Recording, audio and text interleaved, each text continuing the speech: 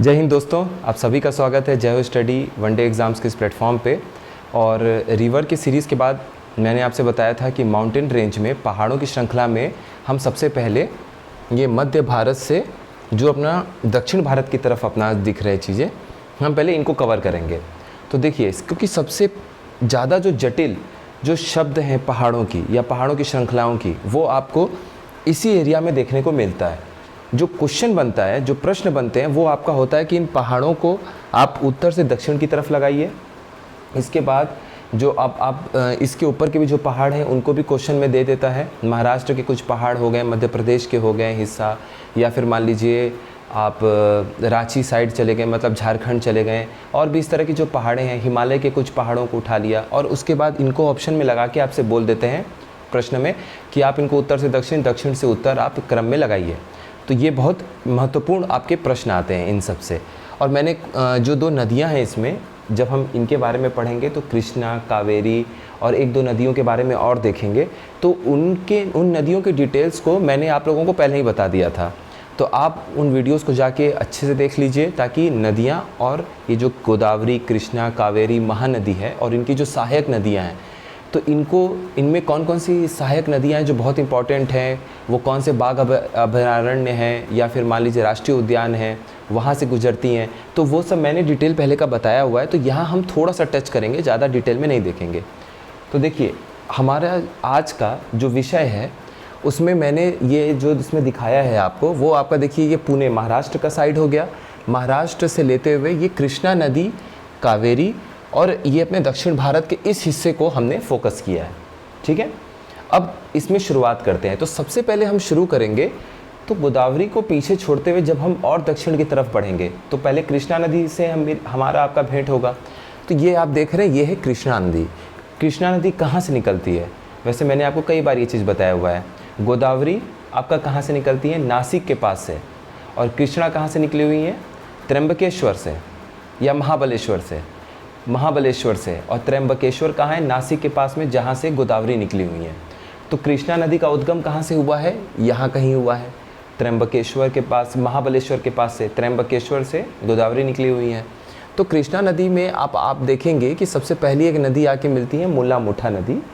इधर जब नदी आगे बढ़ती है तो बाएं तरफ से उसको ज्वाइन करती है मुला मुठा, और इसी मुला मुठा नदी के तट पे पुणे शहर बसा हुआ है।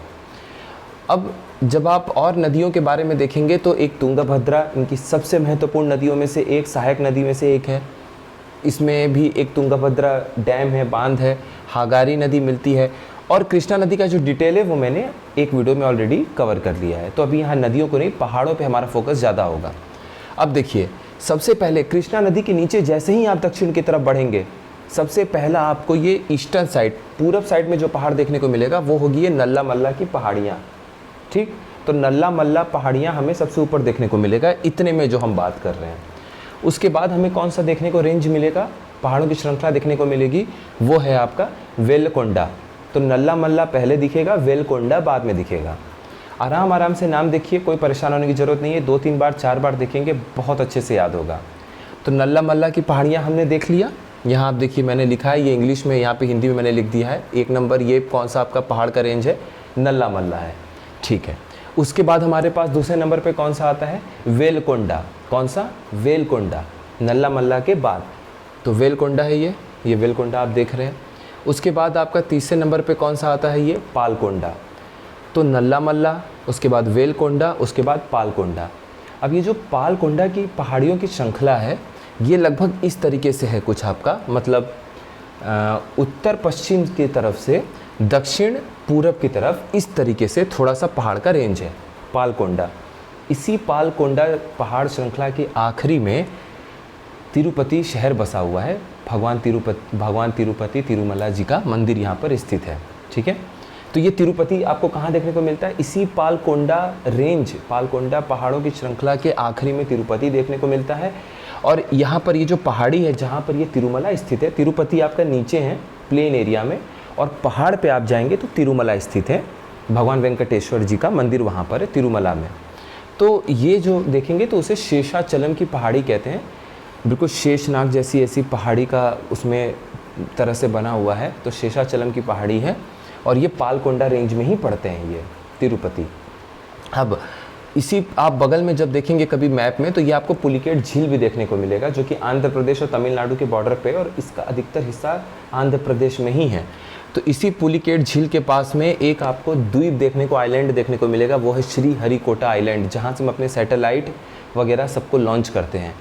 ठीक है, जो भी हमारे सैटेलाइट का प्रक्षेपण होता है, जो हम बाहर भेजते हैं, वो आपका सारे क्या है, पृथ्वी के बाहर जो भी आप कक्ष में भेजते हैं ना, इसको अंतरिक्ष में भेजते हैं, वो सारा का सारा अब श्रीहरिकोटा से जो भेजते हैं वो पुलिकेट झील के पास में एक द्वीप पे बसा हुआ है, मतलब द्वीप ही है श्रीहरिकोटा। ठीक है, देखिए मैंने इसलिए सैटेलाइट बना दिया, आपको अच्छे से याद रहेगा। अच्छा, ये हो गया आपका पालकोंडा। तो 3 हमने कौन से पहाड़ देखे, नल्ला मल्ला, उसके बाद वेलकोंडा, उसके बाद पालकोंडा। पालकोंडा याद रहेगा कि वेलकोंडा के बाद ही था, क्यों, क्योंकि पालकोंडा का जो आखिरी है वो आपके तिरुपति पड़ते हैं वहाँ पे। अब हम जैसे ही इसके नीचे आएंगे तो आंध्र प्रदेश और आपका जो तमिलनाडु है उसके बॉर्डर पे तिरुपति पड़ते हैं। तो तिरुपति जैसे ही हम पार करते हैं वैसे ही आप समझ जाइए कि तमिलनाडु में आपका प्रवेश हो गया। अब तमिलनाडु में जब हम आगे आते हैं तो यहाँ पर आने के बाद आप देखिए, ये आप पहले नदी पे मत फोकस करिए, ये आपकी कावेरी नदी है, उसके बाद जावड़ी हिल्स, ये हमेशा जावड़ी हिल्स देखने को मिलता है।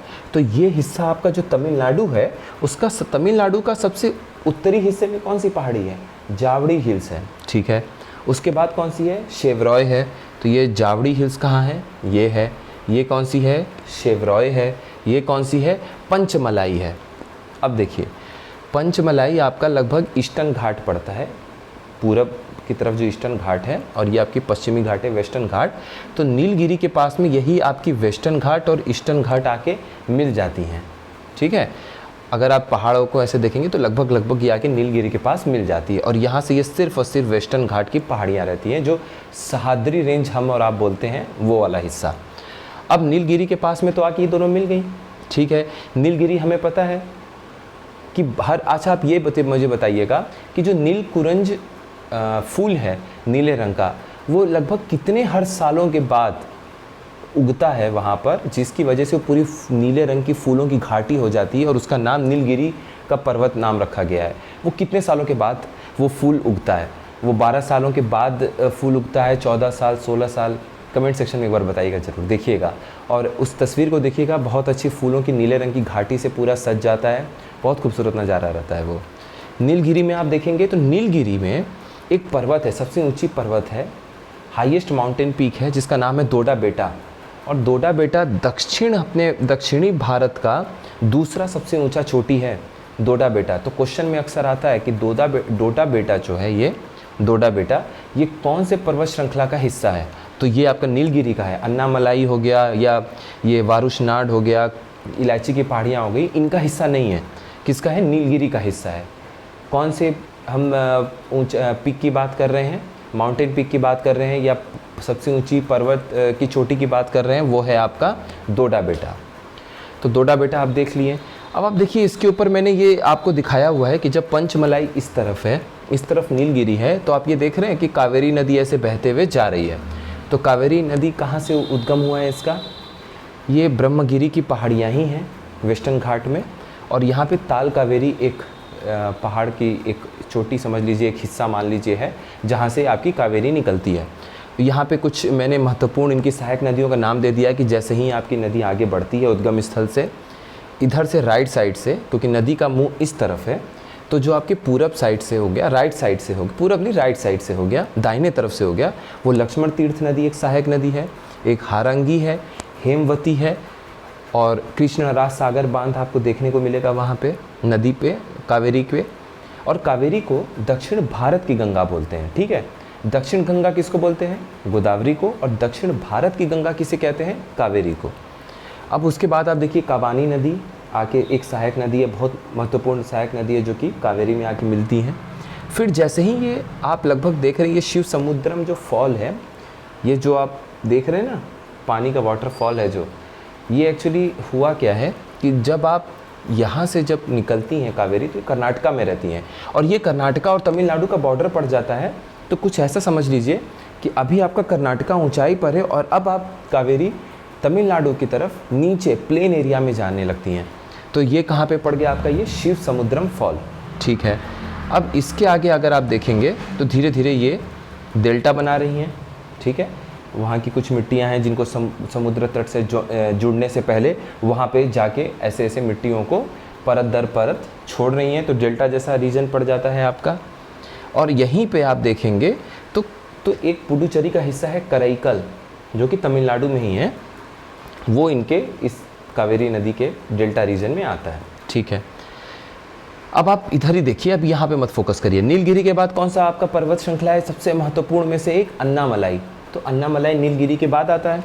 अन्नामलाई में एक पर्वत चोटी है जिसका नाम है अन्नामुड़ी।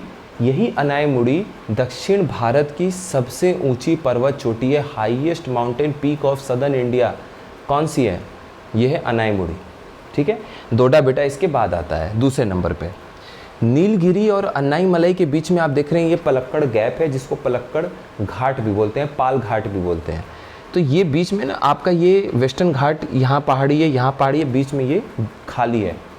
तो यहाँ से जितने भी रोड, जब आपको केरला जाना होता है तो इसी तमिलनाडु से रोड और रेलवे नेटवर्क से आप केरला की तरफ अंदर जाते हैं।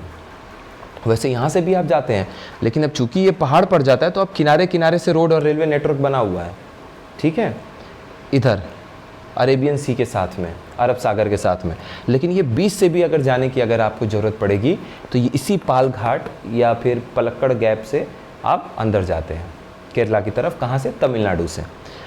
अब आप नीचे की तरफ आ रहे हैं तो नीलगिरी आपने ऊपर छोड़ दिया, अन्नामलाई आपने ऊपर छोड़ दिया, और अब बीच में ये जो पर्वत श्रृंखला है ये कभी कभी मैंने देखा है कुछ क्वेश्चंस में केवल आए हैं। लेकिन मान लीजिए अगर पेपर टफ बनाने के लिए उन्होंने ऐसे कुछ पहाड़ों के नाम लिख दिए तो आप कन्फ्यूज मत होइएगा, क्योंकि कंपटीशन टफ है। हो सकता है वो इस तरह के पहाड़ों के नाम दे दें जो आमतौर पे हम नहीं पढ़ते हैं। तो ये आपका क्या हो गया? वारुशनाड।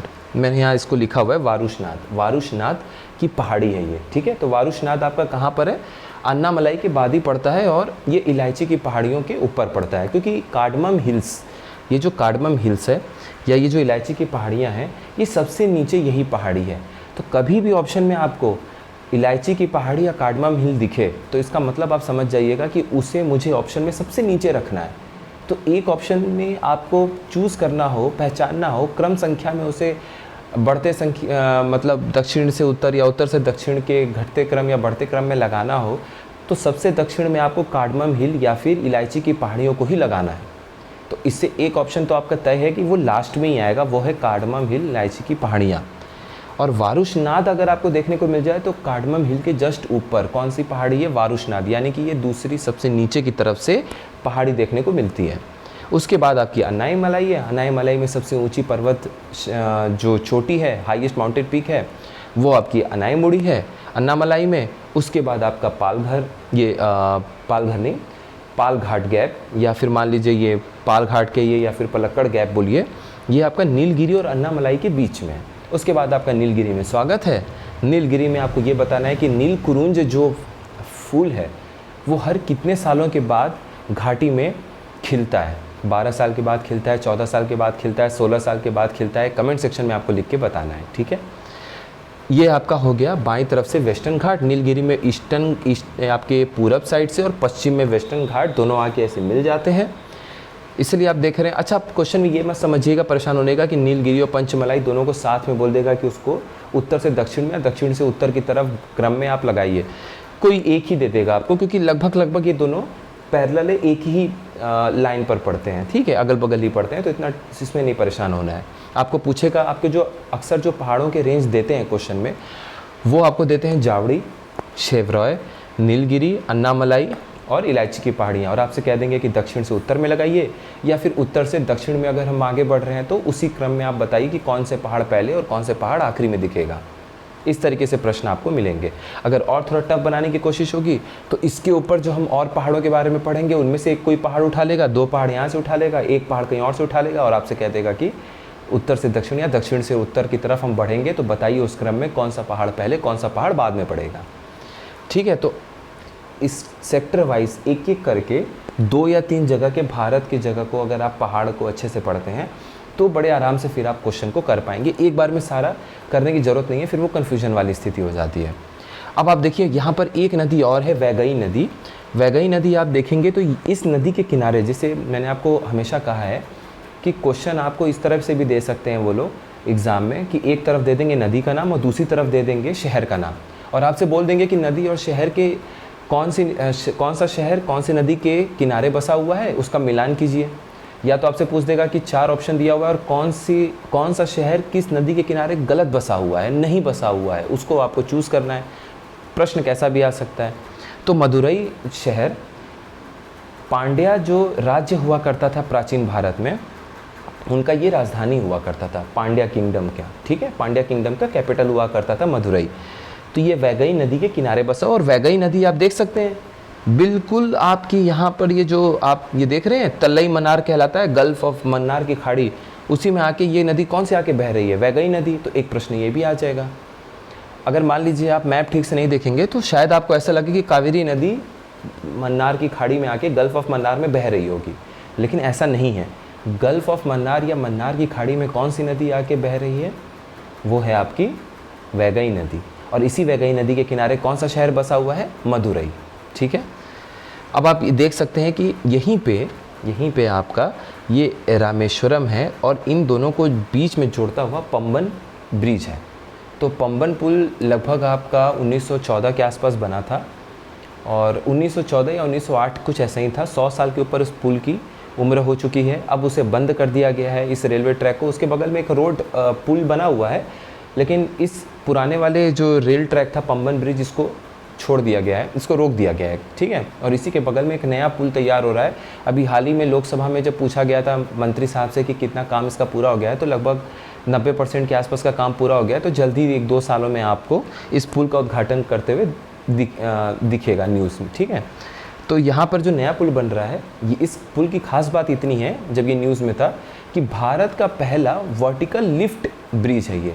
इसका मतलब क्या है, लिफ्ट जब आप चालू करते हैं तो बिल्डिंग में ऐसे ऊपर आती है, ठीक है। तो समझ जाइए कि ये आपका पुल है, यहाँ पर ये आपकी ऐसी ये रेलवे ट्रैक है, बीच में एक ऐसा जगह आ रहा है जहाँ पे ये पुल को खोलना है। तो ये पुल ऐसे ना खुल के, ये पुल को क्यों खोलना है, क्योंकि यहाँ से हमें छोटी छोटी जहाज़ों को और मध्यम जहाज़ों को, मीडियम बड़ी जहाज़ों को पार कराना है, ठीक है। बहुत बड़े बड़े कंटेनर वाले जहाज़ नहीं पार हो पाएंगे, लेकिन स्मॉल और मीडियम जहाज़ तो पार हो ही पाएंगे। तो इसे ऐसे ना खोल के हम क्या करेंगे कि बाकी पटरियों से जो इतना हिस्सा पुल का सटा हुआ है, हम इसे ऊपर ऐसे ले जाएंगे। ये पुल का हिस्सा इतना आ गया, नीचे से आपकी जहाज़ पार हो गई, और ये पटरी यहाँ है, ये पटरी यहाँ है, बीच में बंद है क्योंकि ये खुला हुआ है। यहाँ से ऐसे जहाज़ आ गई, जब ये पास हो गई तो फिर से ये धीरे धीरे ये हिस्सा फिर से आके मिल गया, और ये ट्रैक आपकी फिर से रेडी हो गई ट्रेन के जाने के लिए। तो ये वर्टिकल लिफ्ट ब्रिज है, ठीक है। ये हमारा तैयार हो रहा है पंबन के बगल में, और पंबन जो है वो अब धरोहर जैसी हो गई है। अब उस पर ट्रेन नहीं चलती है, वो हमेशा के लिए बंद कर दिया गया है। तो ये आप देख सकते हैं। इसके बाद रामेश्वरम था। ये हिस्सा जो कहलाता है, ये पार्क स्ट्रेट कहलाता है। स्ट्रेट का क्या मतलब है, स्ट्रेट समझ जाइए कि जो 2 बड़ी वाटर बॉडी को, समुद्र को, बड़े बड़े ओशियन को आपको ज्वाइन करती है, वो आपकी पार्क स्ट्रेट हो जाती है। तो इधर देखिए, ये आपकी क्या हो गई, इंडियन ओशियन हो गया, ये आपका प्रशांत नहीं, हिंद महासागर हो गया, और इधर बंगाल की खाड़ी, बे ऑफ बंगाल हो गया। उसी तरीके से आप देखिए तो 2 ऐसे ज़मीन के टुकड़े को भी तो ज्वाइन कर रहा है ये साथ में। ये आप देख रहे हैं, ये श्रीलंका है। श्रीलंका में ये जाफना रीजन आपका कहलाता है। ये वाला रीजन तलई मन्नार है, ये जाफना रीजन है, इनको ये ज्वाइन करता है। ये आपका यहाँ पर हो गया। तो कुल मिलाकर जो सबसे टफ पार्ट आपके पहाड़ में से आता है, वो हिस्सा यही है। तो अगली बार हम क्या करेंगे, अब इस हिस्से को हम लोग देख चुके हैं, तो यहाँ पर हमारी कोशिश होगी कि जो अब इसी हिस्से में बाघ अभयारण्य, राष्ट्रीय उद्यान, ये जो हमें मिलता है, हम उसे देख लेंगे। अगर उसको भी यहाँ पे कराने की कोशिश की जाती तो एक जगह पे काफ़ी कन्फ्यूजन वाला स्थिति हो जाता। तो अब आप इसे एक बार अच्छे से देख लीजिएगा।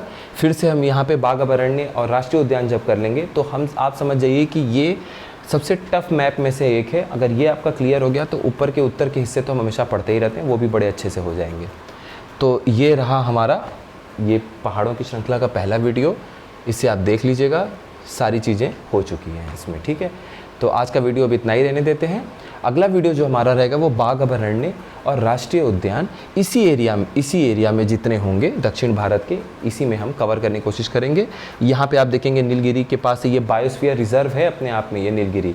तो जब ये बायोस्फीयर रिजर्व है तो इसी में कई सारे राष्ट्रीय उद्यान, नेशनल पार्क और आपके टाइगर रिजर्व, बाघ अभयारण्य देखने को मिलता है। तो ये यहाँ पे कवर हो जाएगा। यहाँ पर क्या मिलता है हम देख लेंगे, कर्नाटका में कौन कौन सा मिलता है हम ये देख लेंगे। तो बहुत सारा चीज़ आपका ऐसे ही कवर हो जाएगा। इन दोनों वीडियो से ही आपके बहुत सारे क्वेश्चंस मिल जाएंगे आपको एग्ज़ाम में। तो ठीक है, आज का वीडियो यहीं पे ख़त्म करते हैं, मिलते हैं अगले वीडियो में। बहुत बहुत धन्यवाद।